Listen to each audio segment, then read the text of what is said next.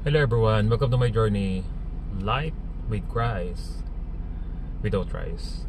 So pasensyahan nyo na po at sa totoo lang ay sobrang busy po natin ngayon. At inaasikaso po natin syempre yung personal po nating buhay. At ang hindi po alam ng karamihan ay continuous pa rin po ang training, ang coaching po natin.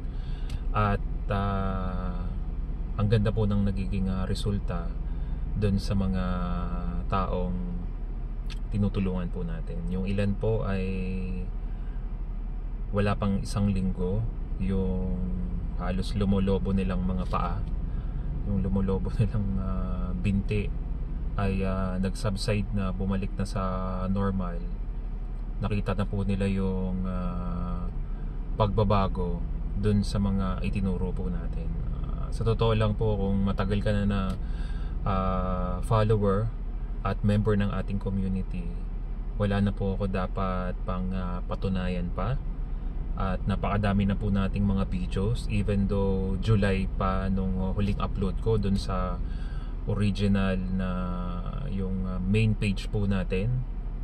At sa nakikita ko dire-diretso naman na yung mga taong i-guide natin, yung mga nagbayad ng coaching. At every now and then nagpa-follow pa rin sila, nagtatanong. Sabi ko po, napakadali lang, just eat, meet and repeat. Pero syempre dun po sa mga hindi pa talaga nakakapagsimula, parang napakahirap talaga sa kanila na kung paano ba magsisimula doing carnivore way of eating. Ako na po nagsasabi sa inyo, mag-PM po kayo kung mga baguhan pa lang kayo. Mag-PM kayo sa akin at isend ko yung foundation ng aking community, how come nabuo po ito. At hundreds of people, not thousands, kasi hindi pa naman ganun kadami yung kinoach natin. Nagtuturo tayo online, pero yung talagang actual na coaching turning 2,000 I think. Pero yung talagang nagbayad ng coaching, wala pa namang 1,000, di ba? So lagi nyo pong tatandaan, mas nagiging seryoso po talaga ang tao regarding sa isang bagay na kailangan mong pagtuunan ng pansin kapag dumudugo yung bulsa mo. Ano pong ibig ko sabihin? Kapag nagastusan ka, kapag nag-exert ka ng effort, at sa madaling salita kahit pa paano nag-invest ka talaga, seryosohin nyo po talaga yun. But majority ng libre hindi naman nagiging seryoso Kaya doon lang talaga sa mga base sa aking experience, karamihan lang talaga ng naging matagumpay sa carnivore way of eating yun lang talaga mga bumayad ng coaching. At yung nag-avail ng mga products na meron ako, mas lalong napalapit sa akin, mas naging business partner ko, nag-avail ng yung tawag nito, yung merch natin. Meron pa rin po tayong merch, Himalayan Salt, Moringa. Yan po yung mga product na sumusuporta sa community.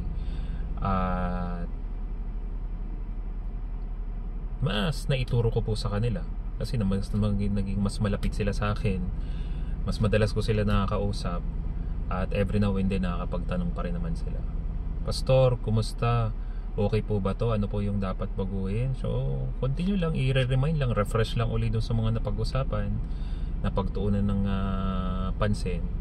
And yun, naging naging maganda naman yung naging outcome. So ikaw po ay bago at gusto po ninyong maabutan yung ilan sa mga naging discussion. So ako po ay hindi under ng any community, sariling community po ito. Hindi ako nakisama sa ibang mga doktor na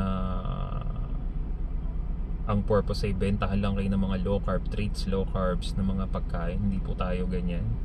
So doon pa rin tayo sa tunay na pagkain. Just eat, meet and repeat, di ba? Wala nang kung ano-ano pang para lokohin nyo pa yung sarili nyo, gumastos pa kayo ng kung ano-ano, di ba? Itlog, di ba? kumain ng itlog, walang sawa, itlog ng itlog, karne ng karne, isda, yun lang naman yun. Huwag nyo na pong pahirapan po yung sarili po ninyo. So nag-update lang po ako sa inyo, even though abala po ako, pero maniwala po kayo, mag-PM lang po kayo sa akin, tatawagan ko kayo. So hanggat hindi ko pa nare-recover yung personal yung page ko na may 12,000 followers, hopefully ay maayos pa siya. Dito na muna tayo mag-upload sa Life with Christ Without Rise 2.0. Suportahan nyo po, i-share nyo po yung ating pong mga videos, ilan po sa mga pinopost ko, para makapag-live po ako dito. Kasi kailangan ata 100 followers para makapag-live. So yun po. At asahan nyo po, dire-diretso lang po tayo. Huwag po kayo mawala ng pag-asa. At nandito lang po ako para suportahan kayo at bigyan ng malupit na advice. Kung kailangan ng real talk or prayer, pinakamahalaga sa lahat, ay nandito lang po ako para i-guide po kayo. So tiwala lang po tayo sa Panginoon. Hindi pa rin siya nagbabago. He is the same yesterday, today, and forever. Siya pa rin yung nagmimilagro that can heal our body. Wala nating is impossible with God. Yun lang po. At PM lang po kayo, tawagan ko po kayo. At wala pong imposible kahit gaano pa po kahirap yung sitwasyon ng kalusugan po ninyo. Hanggat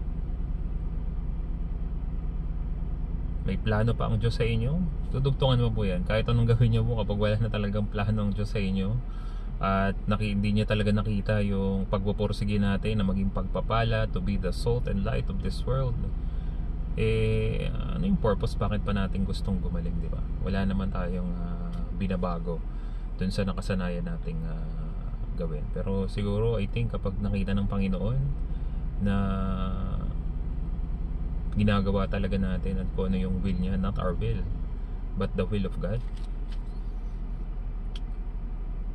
siguro naman pahabain pa ng Diyos ang buhay natin, diba? Low heart 120, kaya ba? Diba? Siguro kaya. Sa ingat lang po tayo.